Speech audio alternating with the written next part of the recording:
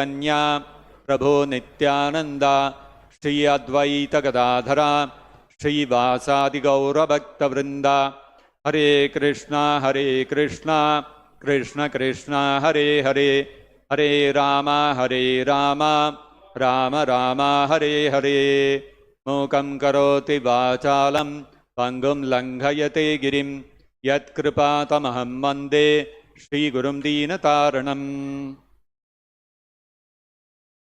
I came across an advertisement. In this newspaper ad, there was a photograph of an elderly gentleman, white hair and face all little wrinkled. You can make out it's an elderly gentleman. And he is embracing one small child, and both of them are smiling. And the ad said, Shri Krishna Rukmini Satyabhama ki jai. The ad said, vaccination is not only for children, it is also for seniors. And then below it said that now is the monsoon season. There are so many diseases which are spreading. So immediately, even as an adult, you should take a vaccination.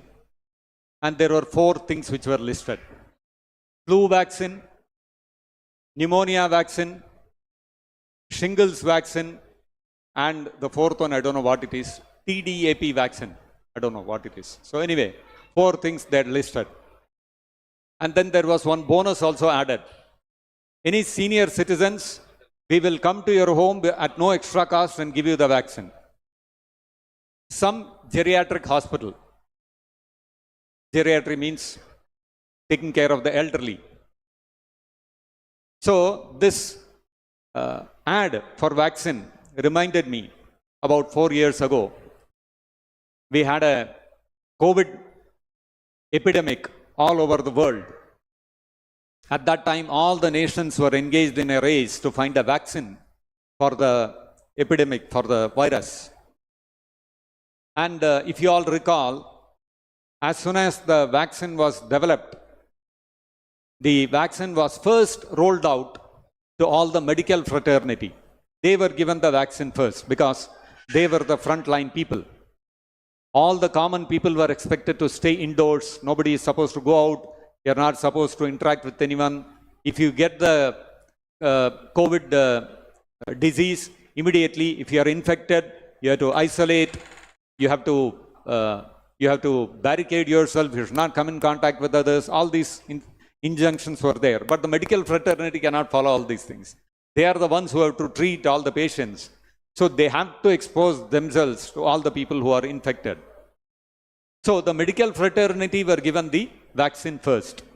After that, after all the medical fraternity were vaccinated, then it was rolled out for all the common mass of people. If you all recall that. And it was a huge exercise. One of probably the biggest vaccination exercises in the whole world. So the understanding and the faith and the belief is that if you are vaccinated, then although there may be infected people around you, you will not catch the infection.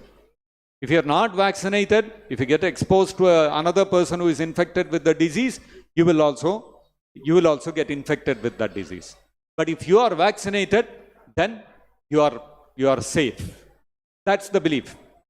Doesn't matter how far it is true or whatever it is, but that's the understanding, that's the belief. And so you will see how vaccination is considered very, very important.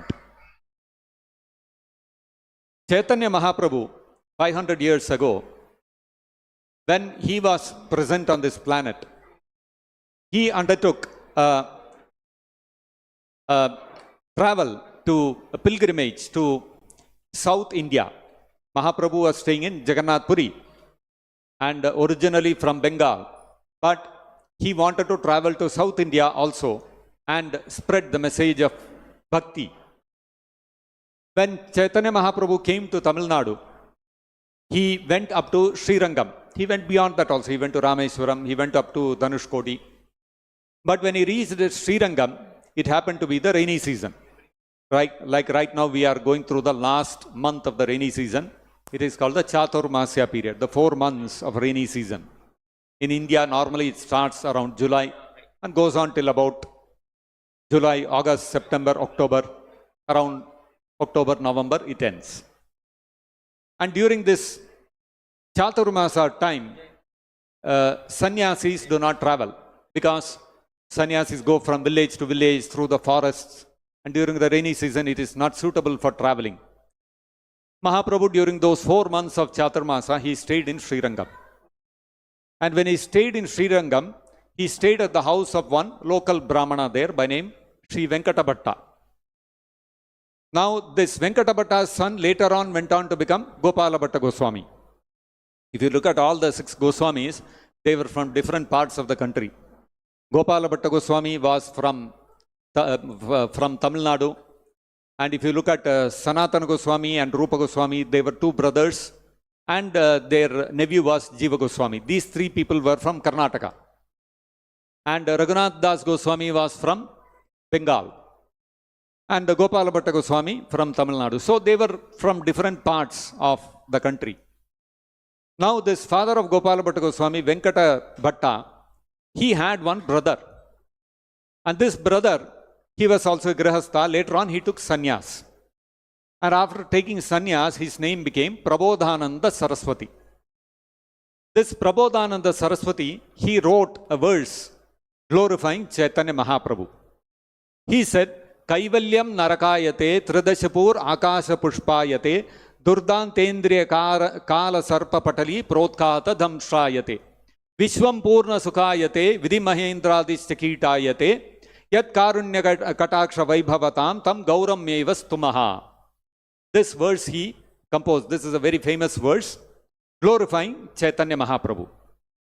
Now in this verse, Prabodhananda Saraswati says that if someone has attained the mercy of Chaitanya Mahaprabhu, what will happen to him?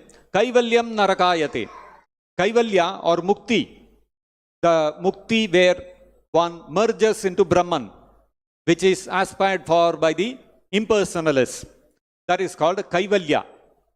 Kaivalya means when you attain mukti, when you get liberated, you lose your individual existence and you become Brahman. You merge into that Brahman. This is the Mayavadis, their understanding of mukti. And that is the most aspired for thing. And for getting that mukti, the Mayavadis, they will renounce everything. Their families, their homes, their money, their career, their wealth, their homes. They will renounce everything, take up sannyas and undergo severe tapasya, austerities to attain that mukti. That Kaivalya mukti. Now, that Kaivalya mukti, Kaivalyam narakayate, that Kaivalya or that mukti which is aspired for by such great sannyasis becomes like hell. Kaivalyam narakayate. So, what do you want? You don't want Kaivalya, you don't want mukti. So, what do you want? You want to go to Swarga? So, he says, Prabodhananda Saraswati says, Kaivalyam narakayate, tridashapur akasha pushpayate. Excuse me, can we do all those things after the class, please? It's disturbing.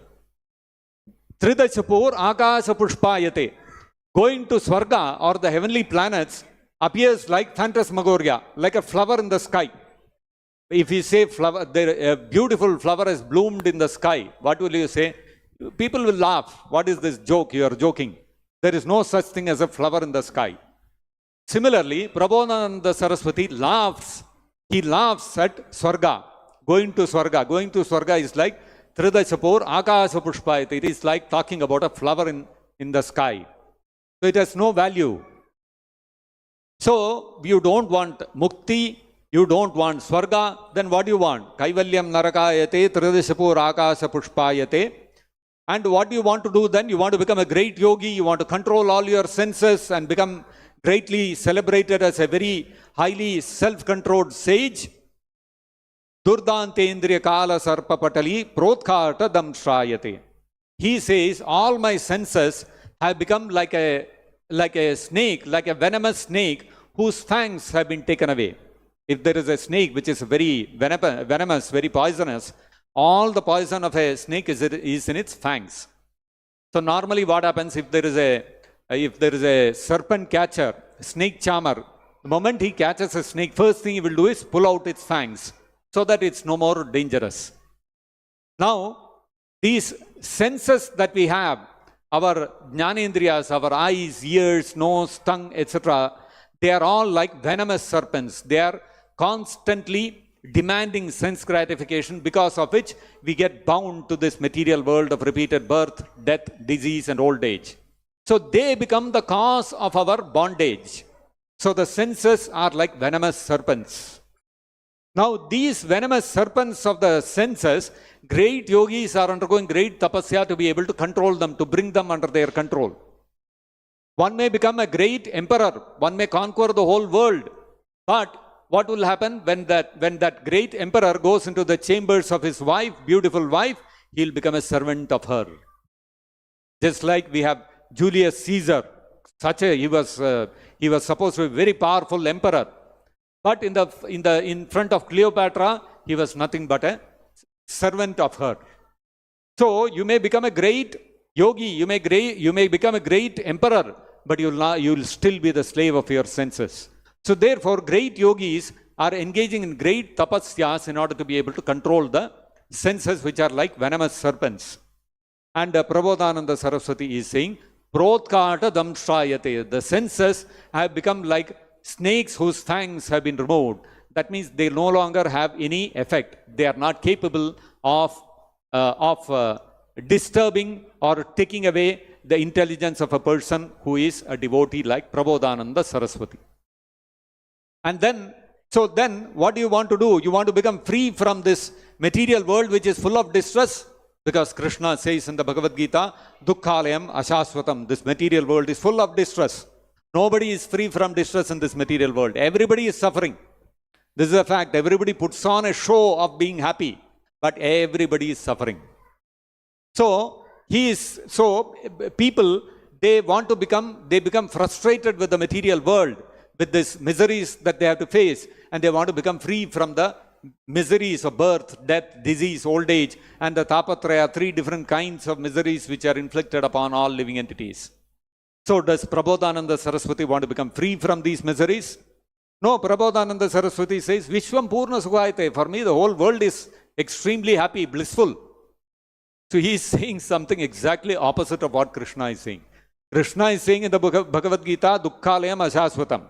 This material world is temporary and full of distress. And Prabodhananda Saraswati is saying, Vishwam Purna Sukhayate. This material world is a blissful place.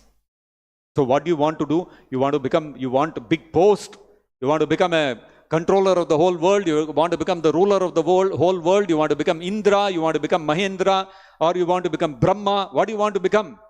Vidhi Mahendra Adishchakitayate. Prabodhananda Saraswati says, for him, Vidhi means Brahma, Mahendra, all the other devatas, Agni, Vayu, Shani, all these other devatas, they are all kitayate, they are like worms. Means they are very insignificant. These positions have no importance in the mind of Prabodhananda Saraswati. So how did he become like this? He so renounced, he doesn't want Kaivalya, he doesn't want Mukti. For him, Mukti is totally insignificant. And for him, the position of Swarga is also insignificant, Tuchha. And to controlling the senses also is not a big deal for him. For him, the position of all the devatas, demigods like Indra, Brahma, Vayu, Agni, these things are also don't have any importance. And the whole world appears very blissful to him. How has he become like this? How did he achieve this? He achieved this because Yat karunya kataksha vaibhavatam tam gauram meva stumaha. Because he says, because Chaitanya Mahaprabhu's kataksha, one slight glance of Chaitanya Mahaprabhu's mercy I've got, and because of that I have developed this kind of vairagya, this kind of renunciation where even mukti becomes insignificant for me. So you see, now for a person like Prabodhananda Saraswati, although Krishna is saying that this material world is actually full of miseries, dukkhalayam, still in the midst of that material world, Prabodhananda Saraswati is saying, Vishwam Purna Sukhayate. This material world is Purna Sukha.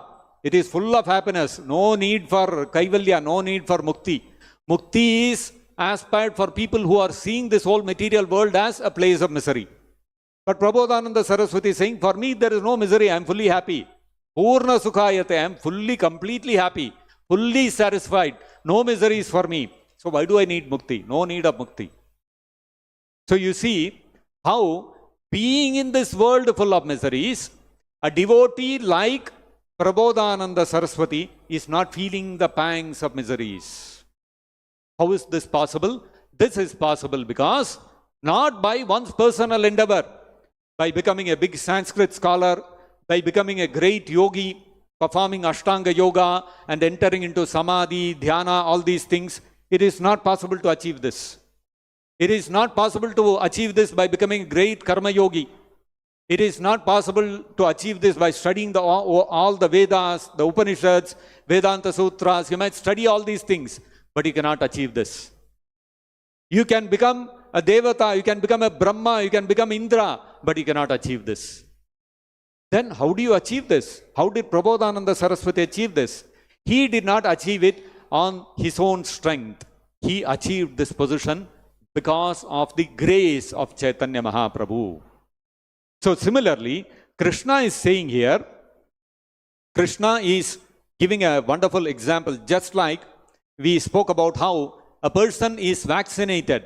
If he is vaccinated, the belief is, even if he is in the midst of, he is surrounded by people who are infected, he will not get the infection. Similarly, Krishna is giving another example here. So, Padma Patram Ivambasa, a lotus flower, it is there in a pond filled with water. But if you look at the leaf of the lotus flower, Padma Patram, Padma means lotus, Patra means leaf. So, the leaf of a lotus flower, Ambasa, even though it is within the water, it will never become wet. If you have seen a lotus leaf anywhere, you pour water on that, the water will immediately flow off. It will never become wet. Just like a vaccinated person in the midst of infected people doesn't get the infection, just like a lotus leaf being in the pond, being in the water never becomes wet, like that, Brahmanyadhaya Karmani, one who has dedicated all his activities for serving Krishna, Sangam Tyaktva, giving up the desire to enjoy the results of his actions, Lipyatena Sapapena, he will never be affected by sinful action.